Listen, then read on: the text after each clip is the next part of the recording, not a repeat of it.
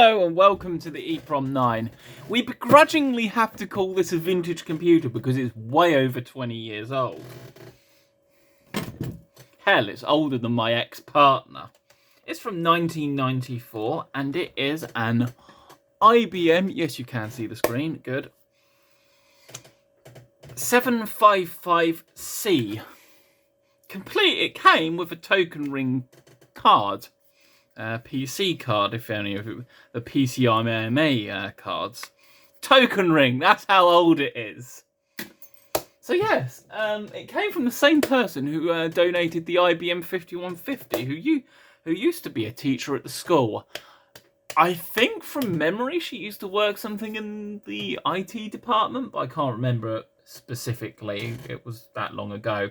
And then she ended up at some point between like me going between school and university while I was in college, getting a job at my university but working in the accommodation department. So it was just like, you know, go in the accommodation office and there's a familiar face and whoa, my weight's wonky. The joys of wonky placement. So shall we switch it on? So yeah, she donated this as well. It's lovely, and I haven't got round to restoring it at all for a long time until now, where the display shortly after getting it died. The other problem it has is the floppy disk drive doesn't seem to work. Very common on these old laptops. And the little nipple here, he doesn't work no more. But yeah, same lady who donated the IBM 5150, which, as we know, we got videos. If I remember, I'll send her a link to this video because I'm sure she'll be pleased to see this thing actually getting it, because I have a bit of a thing for IBM ThinkPads. I've got another one over there I've recently restored, but that's not vintage because it's from like mid-2000s. Shortly after the Wi-Fi became a thing. Wi-Fi ice cream. So we switch it on and it will first BIOS error. I've replaced the CMOS battery in it, which is this one, which is still waiting to go down into the battery recycling box. Can you see what's on the screen? Yes, you can. First, I want to take you into the BIOS, because both Compaq and IBM were doing GUI BIOSes before anyone else. Only Compaq were on the hard drive, which makes them more of a pain in the arse. So we go on to test. This is nice because this is doing shit you don't see on BIOSes today that will be really useful. You've got this entire diagnostic testing thing where it tests all the individual hardware. I'm not going to do a tester now because it takes a long time to complete. But, you know, do graphics test the RAM, test the motherboard, hard drive, display, floppy drive, PCMI, ports and all that jazz, serial, and all that good jazz. And that's just, you just don't see that even on modern computers. Instead, you get nice little wanky animations of fans spinning round and temperature of your CPU core. But you don't get more useful functionality that I'd like to see in built-in diagnostics. But the configs on it are very basic. You know, you don't really have a lot that you can do on config. It's like, that's your config on memory. You can also see that I've got about 8 meg installed, which does actually look like they're going to the using it in proper actual binary numbers rather than the bullshit base 10 nonsense that companies label an 8 gig USB stick as 8 gig, but it's not really 8 gig because they're doing it in tens and not the binary number. I can see the phones going slowly more wonky. Yes, we want to restart. So I have to restart it a few times. We unwonkify the phone because, you know, here on the EEPROM 9 we only use the most high-tech in camera equipment. God's sake. There we go.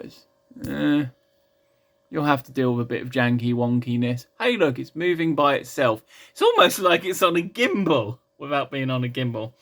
As you can see, when we do the nipple, when we twiddle with the nipple, it only goes up and down. We can't go left or right. So basically the Y-axis is still alive on it. The X-axis is dead. So that's why I have to use... Luckily, I have a PS2 optical mouse, which is brilliant because who the hell likes using mouse ball mice? And then in school, people would take the mouse ball, nick the mouse balls out of the mice just to throw at people, and well, you'd end up with a classroom filled with useless mice. The 8611 error, you can see better than me, is actually to do with the nipple being poorly. No matter how much I caress the nipple, it does not come back to life. Starting PC-DOS. Notice PC-DOS. And yes, we can see the previous company that it belonged to. Because Lloyds, for those who don't know, is a bank here in the UK. They probably do operate abroad. Most of them do.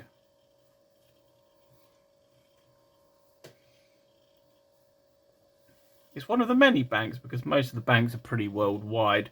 But there are banks that are very specific to countries and all that good jazz. DOS key installed. Yeah, I had to put that in the auto exe bat because I hate it when it's not. And the PC DOS version 6.3. So basically, as far as I know, the latest version. I could be wrong there because I'm not too savvy on DOS. There's not a lot on this machine. Because, as you saw from the beginning bit up there, we can't really scroll up because DOS, we're not on Linux here. You can see that, yeah, I wanted to type win, not ver. There's not a lot on here. It's got your standard Windows 3.1. It's running PC-DOS. It's the only computer I have that actually has this on it. I don't have install disks for this, so any data on Nuke, I have to do it the old-fashioned way. Because can't get modern utilities on with a dead drive. But hey, I'm not going to be showing anything that could be potentially confidential. I've found some password protected files on here, but to be honest, there's not much. Because most of it was done over the network on the old token ring adapter. That obviously won't connect. It would be quite fun to hook this up to a modern Lloyd's network and see if it successfully accesses anything. Why are you complaining at me? It's beeping at me. I think it's detected an error in the battery, which to me it's like, no shit, Sherlock, it's from 1994. The thing's way over 20 years old now. It's not quite 30 years yet, but it's getting there. My ex was actually from 1996. He was 5 years younger than me. Games is pretty disappointing. We've just got Minesweeper and Solitaire, and yes, I've already managed to complete Solitaire. Minesweeper I fail at as always. But yeah, it's a pretty standard suite of tools on here. I have to remember how to use... Most of the software on here doesn't work because a lot of it was network dependent. You know, there's a lot of... stuff that's missing drivers and stuff. You know, for example, this one. If we go on to accept, working directory is invalid, and we see the path is k accept exe. Yeah, this is trying to access something from a network drive, basically. That would have been token ring. Yeah, they actually taught us about token ring in college. I don't really know why, because it's a dead standard. Even back then, it was a dead standard. In, would have been 2009 to 2010, roughly. Yeah, it was a long dead standard even then. So yeah, here's token ring. All the computers connect in a big circle. Yeah, real useful. Real useful, yeah. Because let's be honest, if we're going to try and hook these up, we're going to try and hook them up to a modern Ethernet network, if anything. And yes, there were Ethernet cards for these 10100s. Right, let's try and find the... I don't actually know the CPU this thing runs on. Accessories. Nope. We want to find... Yeah, you're getting a little bit of a look around 3.1. And how often I use 3.1, because I cannot remember where everything is. Games, Lotus, personal apps. Nope. Once again, most of this stuff, once again, doesn't work. That's blank. It's like this email client doesn't work. because we click on OK, and J, we got another network client. Which is actually a good move to do with a lot of this old hardware. Mind you, in the 90s, security wasn't exactly a consideration because there wasn't all that lovely internet. We've got connections to the mainframe. Let's see if this does anything. Ah, yes! We can connect to the mainframe! And surprise, surprise, it does not work. Yeah. Yeah. I'm not surprised because, well, the mainframe is probably long gone at this point. Although being a bank, not necessarily. It's just access is kind of different.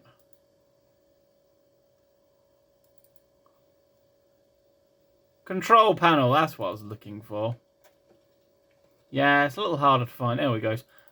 I don't know whether this thing actually has a 386 in it because the BIOS is not very telling of what is on it. Because most of these 3.1 machines I've played with all run on a 386 SX processors, basically. But how do you shut down one of these old machines with just DOS on it? Well, you end your Windows session, optional. And because we did DOS key, we can do, we can have not a valid command, but we can always recall it back. And how do we switch it off?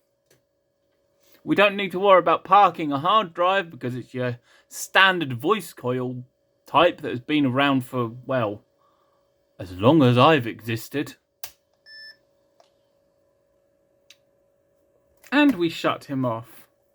But yeah, what was wrong with the display, you ask? Well, the screen was a bright full white, so I had to take it apart. And then on this side where these knobs are, basically what happened is a fuse had blown.